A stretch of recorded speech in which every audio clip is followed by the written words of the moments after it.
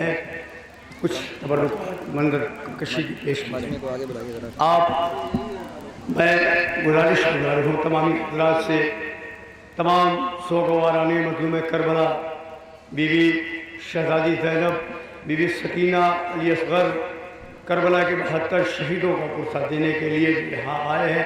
میں چاہتا ہوں آپ حضرات تھوڑا سا قریب آ جائیں اور خصوصاً انہوں نے حسینیہ رجسٹرڈ کوئی کے ممبران اور تمامی حضرات جہاں کہیں بھی وہ تشریف لائے۔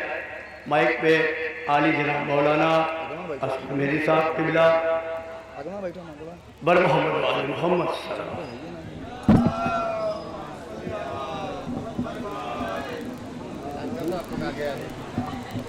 رحم اللہ من قرأ الفاتحہ۔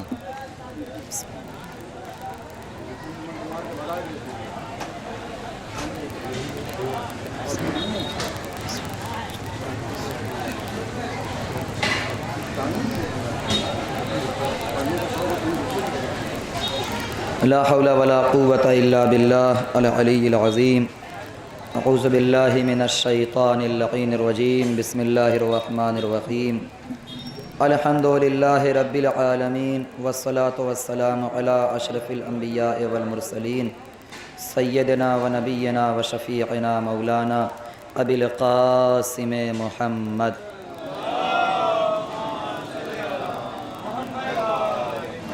وآلہ الطیبین الطاہرین المعصومین المظلومین ولعنۃ اللہ علی اعدائہم اجمعین من الآن الی قیام یوم الدین۔ اما بعد، فقد قال رسول اللہ صلی اللہ علیہ وآلہ وسلم حسین منی وانا من الحسین، احب اللہ من احب حسینا وابغض اللہ من ابغض حسینا۔ صلوات پڑھیے بر محمد وآل محمد۔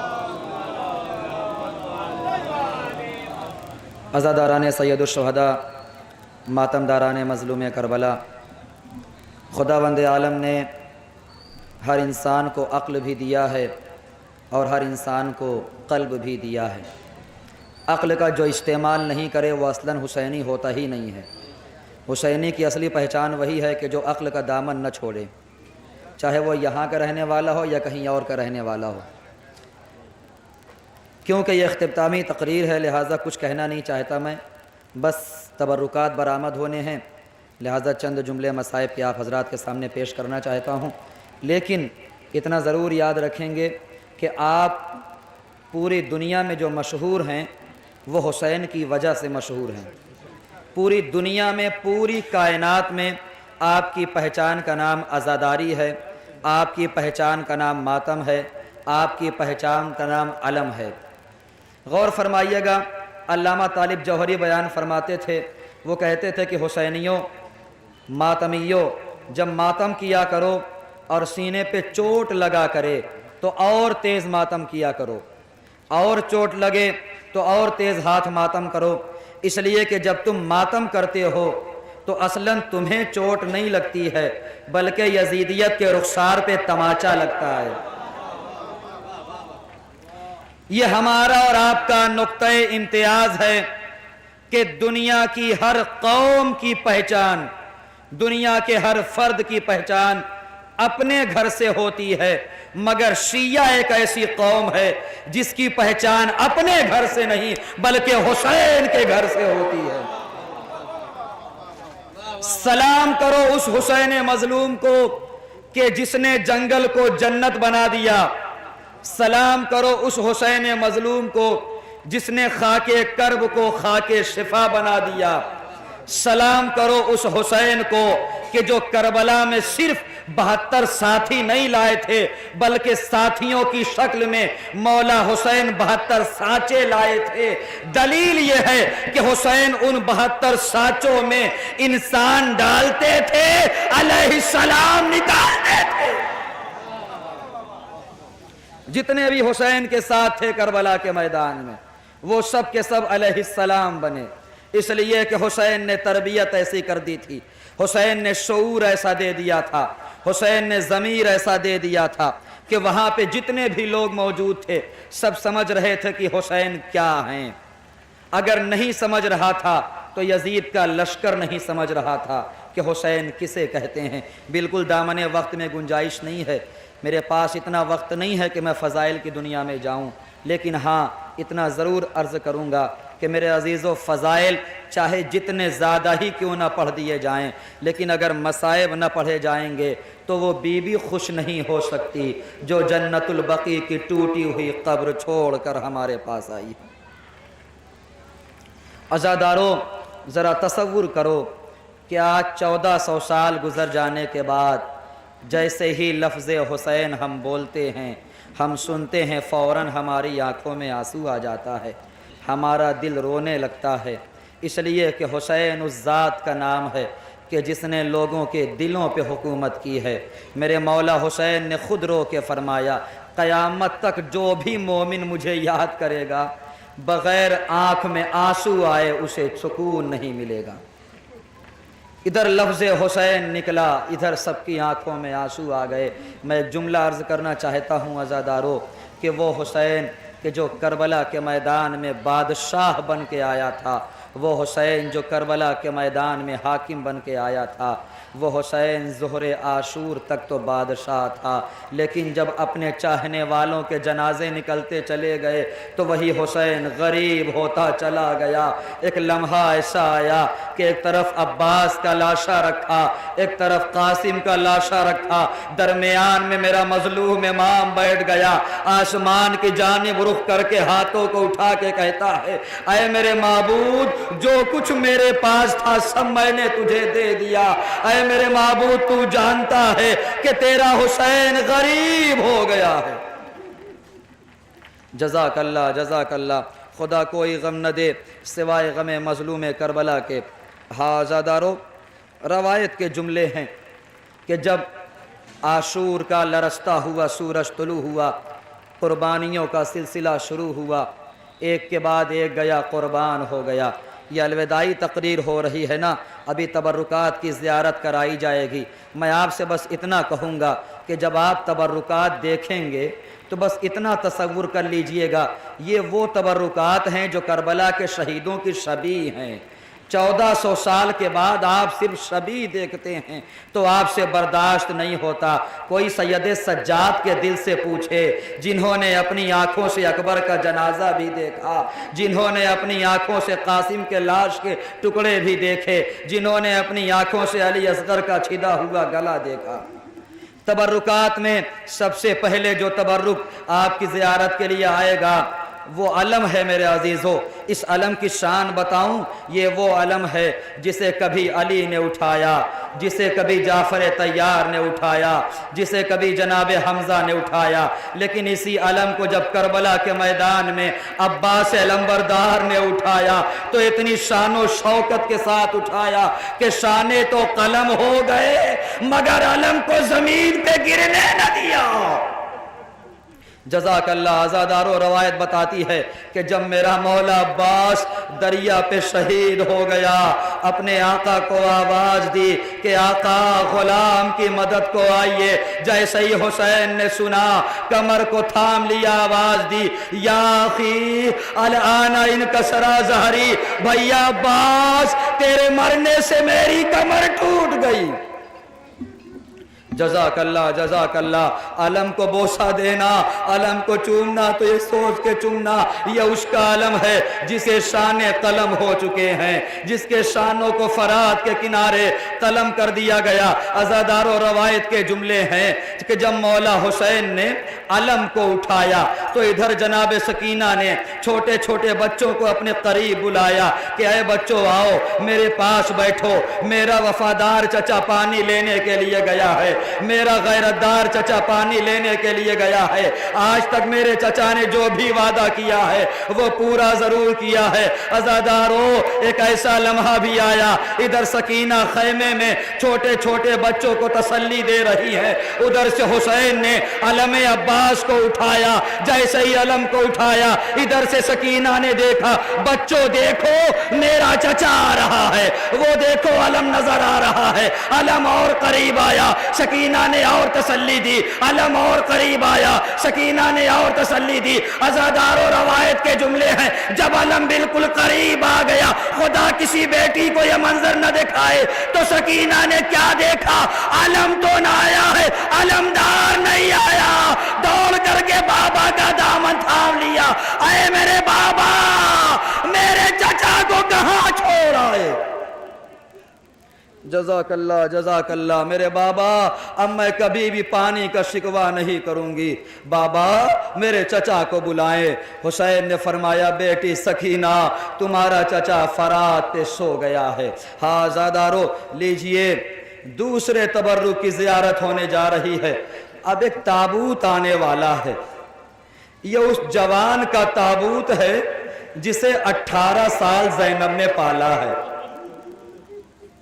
اور یہ سوچ کے پالا، سنو گے جملہ، اتنے نازوں سے پالا، اتنی محبتوں سے پالا ہے کہ پوری 18 سال کی زندگی میں جناب زینب نے علی اکبر کے جسم پر ایک خراش بھی نہیں آنے دی، ایک خراش تک نہیں آنے دی۔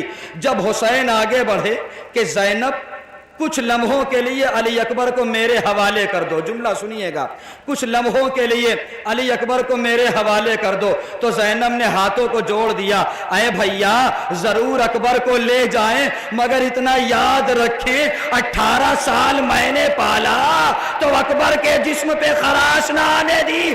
جب میں اکبر کو واپس لوں تو مجھے میرا اکبر صحیح سلامت ملنا چاہیے، مجھے میرا اکبر صحیح سلامت ملنا چاہیے۔ جیسے ہی حسین نے سنا آنکھوں میں آنسو آ گئے، اے بی بی کیا کہہ رہی ہیں، اے زینب کیا کہہ رہی ہیں؟ ابھی کچھ لمحوں کے بعد علی اکبر کے کلیجے میں نیزے کی انی لگے گی۔ آزادارو روایت کے جملے ہیں، وہ عاشور کا دن تھا کہ جب صبح نمودار ہوئی، ہر دن کوئی اور مؤذن اذان کیا کرتا تھا، لیکن جب عاشور کے دن صبح کی اذان کا وقت قریب آیا، حسین نے کہا حجاج تم ٹھہر جاؤ، آج میرا اکبر اذان کہے گا۔ حجاج نے کہا مولا کیوں؟ حسین نے کہا اس لیے کہ آج اکبر یہاں اذان کہے گا، مدینے میں اس کی بہن صغرا اس کی اذان۔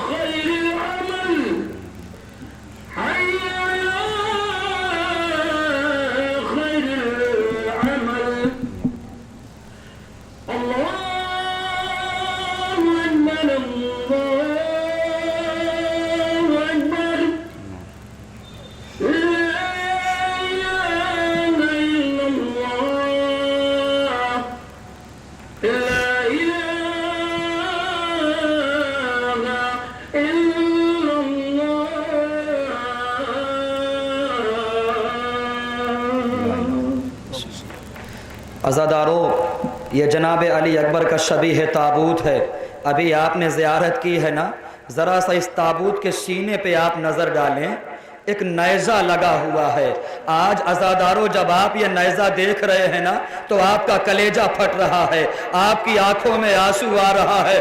ذرا سوچو اس باپ نے کیسے برداشت کیا ہوگا جس کا 18 سال کا نوجوان بیٹا اتنا بڑا نیزہ کھا کر کے زمین کربلا پہ تڑپ رہا تھا. جزاک اللہ، جزاک اللہ. اس کے ساتھ ساتھ ابھی زخمی ذوالجناح بھی آپ کے سامنے زیارت کے لیے آ رہا ہے. عزادارو، میں ایک جملہ کہنا چاہوں گا کہ جب اکبر شہید ہو گئے نا تو روایت بتاتی ہے کہ اکبر کی شہادت نے حسین کو بوڑھا کر دیا. جب تک اکبر شہید نہیں ہوئے تھے تب تک حسین کی داڑھی سیاہ تھی، لیکن جب حسین نے اکبر کا جنازہ اٹھایا تو حسین کی داڑھی سفید ہو گئی. جب حسین جنگ کر رہے تھے ذوالجناح پہ بیٹھ کے زخموں سے چور ہو گئے تھے تو ایک مرتبہ میرے مولا نے اپنے دونوں ہاتھ ذوالجناح کی باہوں میں ڈال دیے اور کہا ذوالجناح مجھے وہاں اتارنا جہاں میرا بیٹا علی اکبر اجرکم اللہ. حسین نے کہا ذوالجناح مجھے وہاں پہنچا دے جہاں میرا بیٹا علی اکبر ہوگا. عزادارو ذرا سوچو ایک باپ کے دل میں بیٹے کی کتنی زیادہ محبت تھی. ذوالجناح نے حسین کو وہاں پہنچایا کہ جہاں پہ علی اکبر کا لاشا تھا. حسین نشیم میں گئے، شمر کا خند خنجر چلا، فضا میں آواز گونجی، الا قد قتل الحسین بکربلا، الا قد ذبح الحسین بکربلا. عزادارو روایت کے جملے ہیں، ذوالجناح نے جب یہ منظر دیکھا تو سوچا کہ سب کی خبر شہادت حسین نے خیمے میں پہنچائی، اب حسین کی شہادت کی خبر خیمے میں کون پہنچائے؟ اس وفادار اور زخمی ذوالجناح نے اپنی پیشانی کو خون حسین سے رنگین کیا. ایک مرتبہ خیمے کا رخ کیا، در خیمہ پہ آ کے اپنی آواز میں کہتا ہے اے سکینہ تیرا بابا مارا گیا. جزاک اللہ، جزاک اللہ. اے سکینہ تیرا بابا شہید ہو گیا. جیسے ہی سکینہ نے یہ آواز سنی ایک مرتبہ خیمے کا پردہ ہٹایا، در خیمہ پہ آئی، کیا دیکھا؟ باہیں ڈلی ہوئی ہے، پیشانی خون سے رنگین ہے، ذوالجناح جگہ جگہ سے زخمی ہے. سکینہ نے دونوں ہاتھ ذوالجناح کے گلے میں ڈال دیے اور ایک سوال کیا، اے ذوالجناح میں تجھ سے یہ نہیں پوچھتی میرے بابا کو کتنے تیر مارے گئے، میرے بابا پر کتنی تلواریں چلائی گئی، بھائی اتنا بتا دے جب میرا بابا ذبح ہو رہا تھا کسی نے پانی بھی دیا یا بھوکا پیاسا؟ اجرکم اللہ. خدا کوئی غم نہ دے. ہاں عزادارو، اس ذوالجناح نے خیمے میں حسین کی خبر شہادت پہنچائی. اس ذوالجناح نے حسین کا بڑا دفاع کیا. ذرا تصور کرو کہ کیا کوئی جانور بھی اتنی زیادہ وفاداری کر سکتا ہے؟ لیکن ہاں یہ حسین کی سواری تھی. حسین کو پتا تھا کہ یہ میرے ساتھ وفاداری کرے گی. لیجیے آپ نے ذوالجناح مبارک کی زیارت کر لی. یہ زخمی ذوالجناح، اس کے بدن پہ جگہ جگہ تیر کیوں لگے ہوئے ہیں؟ اس لیے کہ جب ذوالجناح نے دیکھا کہ میرے آقا کے بدن میں کوئی جگہ خالی نہیں ہے کہ جہاں پہ کوئی اور تیر لگے، تو اس کے بعد جتنے بھی تیر آتے گئے اس ذوالجناح نے اپنے بدن پہ لے لیا، یہاں تک کہ پورا ذوالجناح تیروں سے زخمی ہو گیا. اب آپ کے سامنے جس تبرک کی زیارت کرائی جا رہی ہے وہ رباب کے 6 مہینے کے بچے علی اصغر کا گہوارہ ہے. ابھی آپ گہوارہ دیکھیں گے، زیارت کریں گے تو مجھے انصاف سے بتائیے کہ کیا سونا گہوارہ اچھا لگتا ہے کہ جس گہوارے میں کوئی جھولنے والا نہ ہو؟ اگر آپ کو نہیں اچھا لگتا تو کوئی سکینہ کے دل سے پوچھے کہ جو پوری رات شب عاشور علی اصغر کے گہوارے کو جھلاتی رہیں، کوئی عباس کے دل سے پوچھے، کوئی اونو محمد کے دل سے پوچھے، ارے کوئی اس ماں کے دل سے پوچھے کہ جس کا بچہ اس گہوارے میں رات بھر جھولتا رہا، لیکن جب اگلا روز آیا تو اس کے بچے کو اس کے قد سے بڑا تیر مارا گیا۔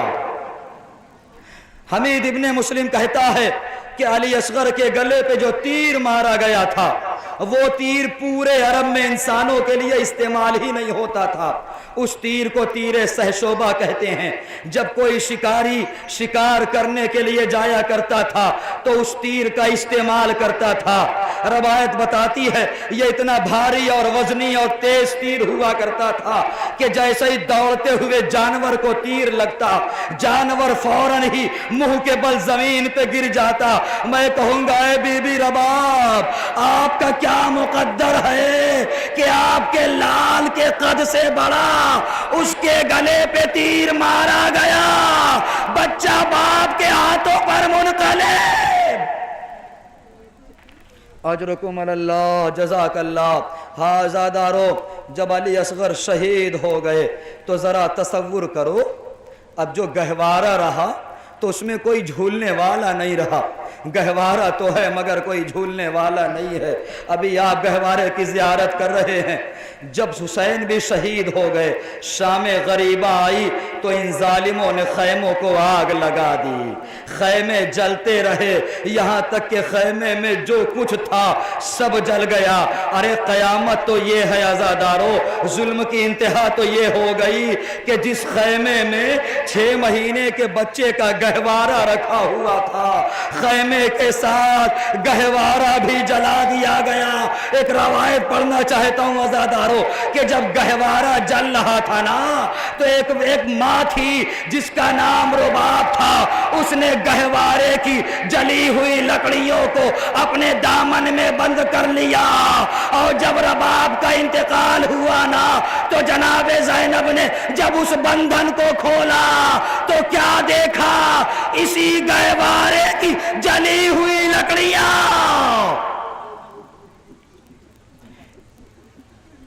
اس لیے کہ شام غریبہ کے بعد جب جناب رباب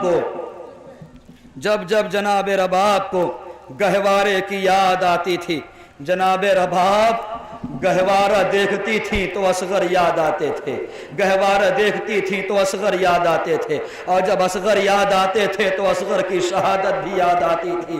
میں ایک جملہ کہوں گا عزادارو، اس ماں کے دل سے کوئی پوچھے جسے اللہ نے 2 امانتیں دی تھیں، ایک رباب کو اللہ نے اصغر دیا تھا اور ایک سکینہ دی تھی۔ اصغر میدان کربلا میں سو گئے، سکینہ زندان شام میں سو گئی۔ لیجیے عزادارو، پورا گھر حسین کا شہید ہو گیا، یہاں تک کہ حسین بھی شہید ہو گئے۔ اب جب ذوالجناح رہ گیا نا تو ذرا سوچو اس ذوالجناح نے اپنے آقا کے لیے کیا کیا کیا ہے، اپنے آقا کے لیے کیا کیا ستم برداشت کیا ہے۔ آج بھی جب یہ ذوالجناح ہمارے سامنے آتا ہے تو اس ذوالجناح کو دیکھ کر کے فوراً اس کا سوار یاد آتا ہے۔ جب مدینے میں میرا مولا ذوالجناح پہ سوار ہونا چاہتا تھا تو حسین کا قد اتنا چھوٹا تھا کہ ذوالجناح پہ نہیں جا سکتے تھے، ذوالجناح نے اپنے آپ کو بٹھا دیا، حسین سوار ہو گئے۔ زہرا نے یہ منظر دیکھا، کہا اے گھوڑے، اے ذوالجناح، آج تو میں نے تیری وفاداری دیکھ لی، یہی وفاداری کربلا کے میدان میں دکھانا کہ جب میرا لال حسین زخموں سے چور ہو کر زمین کربلا پہ آئے تو بڑے احترام کے ساتھ حسین کو زمین کربلا پہ اتار دینا تاکہ میرا لال میری آغوش میں آ جائے۔ انا للہ و انا الیہ راجعون۔ متوجہ زیارت۔ السلام علیکہ یا ابا عبداللہ، السلام علیکہ یا ابن رسول اللہ، السلام علیکہ وعلا جدک و ابیک، السلام علیکہ وعلا امیک و اخیک، السلام علیکم ورحمۃ اللہ وبرکاتہ، السلام علیکہ یا غریب الغرباء، السلام علیکہ یا معین الضعفاء والفقراء، السلام علیکہ یا شمس الشموس و یا انیس النفوس ایھا المدفون بارض طوس، السلام علیکہ یا ابا الحسن علی ابن موسی الرضا ورحمۃ اللہ وبرکاتہ، السلام علیکہ یا مولانا یا صاحب العصر والزمان، الأمان الأمان الأمان. السلام عليك يا خليفة الرحمن. السلام عليك يا مظهر الإيمان. السلام عليك يا شريك القرآن. عجل الله تعالى فرجك وسهل الله تعالى مخرجك.